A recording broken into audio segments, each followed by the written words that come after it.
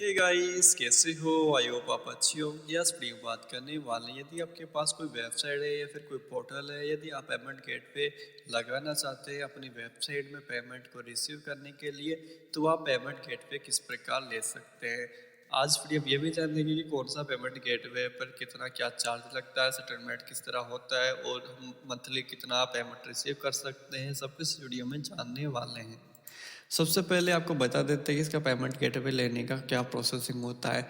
आपको जो भी कंपनी का पेमेंट गेटवे लेना है उस कंपनी का ऑफिशियल वेबसाइट पर जाना होता है। वहाँ पर आपको साइन अप का या अकाउंट क्रिएट करने का ऑप्शन दिया जाता है, तो वहाँ पर क्लिक करके आपको साइन इन कर लेना होता है अपनी ईमेल आईडी से।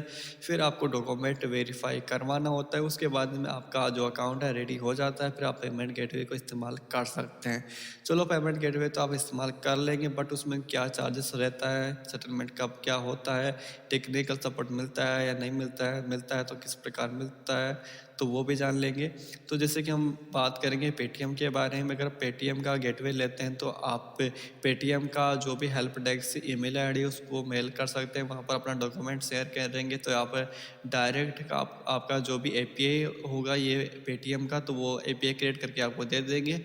तो आप उसको पेमेंट गेटवे को इंटीग्रेट कर लेंगे, फिर आप उसको वेबसाइट पर लगा लेंगे तो पेमेंट रिसीव कर लेंगे। बट उसमें जो भी पेमेंट करेंगे तो उस पेमेंट में आपको कितना क्या चार्ज देना होता है। जैसे कि यहाँ पर देखो, यहाँ पर देख सकते हैं, यहाँ पर जैसे कि यहाँ पर है गूगल पे, debit card, credit card, digital wallet, net banking. तो यहाँ पर 1.90% आपको यहाँ पर चार्जेस पे करने होते हैं। बट ये अभी थोड़ा पुराना हो गया, बट अभी ये चेंजेस हो गया। अभी पेमेंट गेटवे क्या है, यूपीआई पर 1% के करीबन चार्ज काटता है, और इसके अलावा जो पेटीएम हो गया, डेबिट कार्ड हो गया और नेट बैंकिंग हो गया, उस पर 2% और कभी 3% इस तरह चार्जेस है वो लेता है। तो इस तरह आप चार्जेस आपको पे करना होता है पर ट्रांजेक्शन पर। फिर जो बाकी का जो पैसा होता है वो आपके बैंक अकाउंट में सेटलमेंट हो जाता है। सेटलमेंट इसमें 24 घंटे के बाद होता है, तुरंत पैसा आपके खाते में नहीं आता है।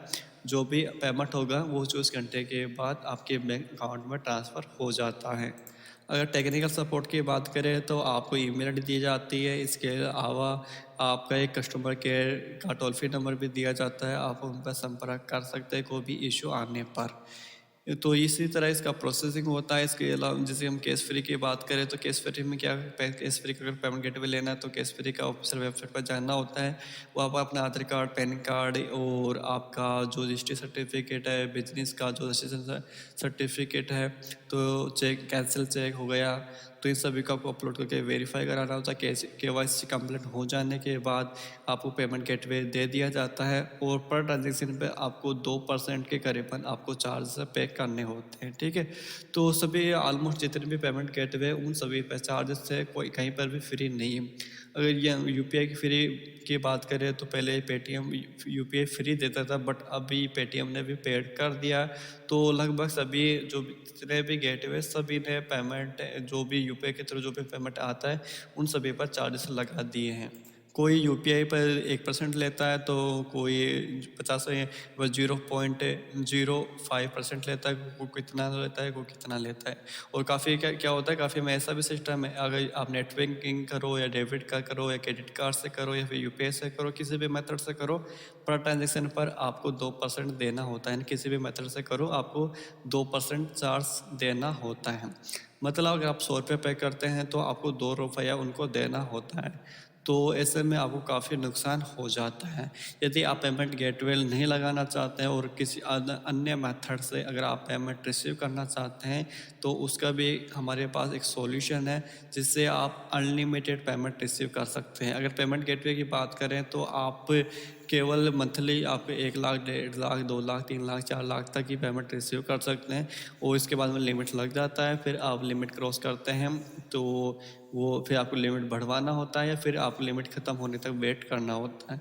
तो इसमें लिमिट का सिस्टम होता है पेमेंट गेटवे पर, और पेमेंट भी 24 घंटे के बाद आता है। इसके अलावा काफ़ी बार पेमेंट भी अटक जाता है, मतलब क्लाइंट ने आपके पास पेमेंट गेटवे पर पेमेंट तो कर दिया बट उसका वॉलेट में पैसा नहीं आया और आपके पास भी पैसा नहीं आया और बीच में रह जाता है काफ़ी बार।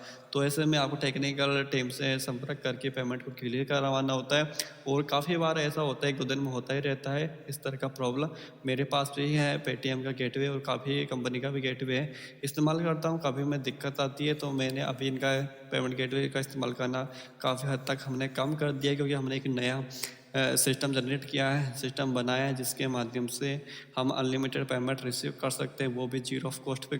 किसी भी अमाउंट पे हमें कोई भी एक्स्ट्रा चार्ज नहीं देना होता और जो पेमेंट होता है तुरंत हमारे बैंक अकाउंट में रिसीव हो जाता है। तो वो कौन सा मेथड है और किस तरह हम पेमेंट रिसीव करते हैं वो भी हम आपको बता देने वाले हैं। जैसे कि हमारे पास ये पोर्टल है तो इस पर हमने वो सिस्टम लगा रखा है, तो अभी आपको बता देते हैं वो किस तरह वर्क करता है। जैसे कि अभी हम आपको वॉलेट लोड करके बताएंगे, तो उससे पहले ये आप चेक कर लो यहाँ पर कितना अमाउंट आ रहा है। तो यहाँ पर देख सकते 10 रुपये 92 यहाँ पर बता रहा है, ठीक है। तो अभी को माई वॉलेट मैनेजर पे जाना है और इधर ऐड वॉलेट ऑनलाइन पे क्लिक कर देंगे। यहाँ पर आपको एक ऑप्शन मिलेगा जिधर से आप पेमेंट कलेक्ट कर सकते हैं। तो यहाँ पर एक रोबोट माई रोबोट जो भी एक कैप्चा होता है वो कैप्चा लगा हुआ है, तो इसको हम यहाँ पर ऐड क्लिक कर लेते हैं इस तरह। इसको यहाँ पर जो कैप्चा आ रहा है जिस बाइस्किल है इसको तरह वेरीफाई करेंगे। यहाँ पर ब्रिज है तो ब्रिज को इस तरह वेरीफाई कर लेंगे, ठीक है। चलो ये खुल गया है, तो यहाँ पर एंटर अमाउंट, तो कोई सा भी एक अमाउंट यहाँ पर एंटर कर देते हैं। जैसे कि हम यहाँ पर अमाउंट एंटर करते हैं, क्यूआर पे पर बटन पर क्लिक करते हैं। यहाँ पर क्यूआर का सिस्टम लगा हुआ है, मतलब क्यूआर कोड आपके सामने आ जाता है। अब इस क्यूआर कोड को आपको स्कैन करना है और पेमेंट आपको करना होता है। तो यहाँ पे कुछ यहाँ पर बाइस्किल सेलेक्ट करें, तो बाइस्किल जिधर भी बाइस्किल दिखाई दे रही है उसको सेलेक्ट करके नेक्स्ट कर लेना है। तो इसको इस तरह सेलेक्ट करके वेरीफाई कर लेना है और इसको भी इस तरह सेलेक्ट करके वेरीफाई कर लेना है। जैसे कि हम इसको वेरीफाई कर ले, वेरीफाई हो नहीं रहा है। जैसे कि यहाँ पर चलो ये वेरीफाई हो चुका है, आपके सामने क्यूआर कोड आ चुका है। अभी आपको क्या करना है, अपना फ़ोन पे ओपन करना है, फिर पेटीएम के ओपन कर सकते हैं या अमेजन को ओपन कर सकते हैं, किसी भी पे एप्लीकेशन को ओपन कर लेना है और उसके अंदर होता ही है क्यूआर को स्कैन करने का ऑप्शन। तो क्यूआर को स्कैन कर लेना है आपको। जैसे कि हम क्यूआर को स्कैन कर लेते हैं अपना फ़ोन पे से। जैसे हम क्यूआर कोड स्कैन कर लिया है, अब ये आप चेक करना चाहते किस तरह वर्क करता है, तो ये आप देख सकते हैं यहाँ पर डेमो दिखाई दे रहा है आपके सामने। इसी तरह ये वर्क करता है। यहाँ पर अभी आप इसी तरह आपको फ़ोन पे से या पेटीएम से, गूगल पे से, अमेजोन पे से, किसी भी एप्लीकेशन से आप इस तरह आप स्कैन करना होता है, पेमेंट करना होता है। पेमेंट करने के बाद आपको एक ट्रांजेक्शन आईडी मिलती है, मतलब यूटीआई नंबर मिलता है जो 12 डिजिट का होता है। तो वो यूटीआई नंबर को आपको इधर आपको एंटर करना होता है।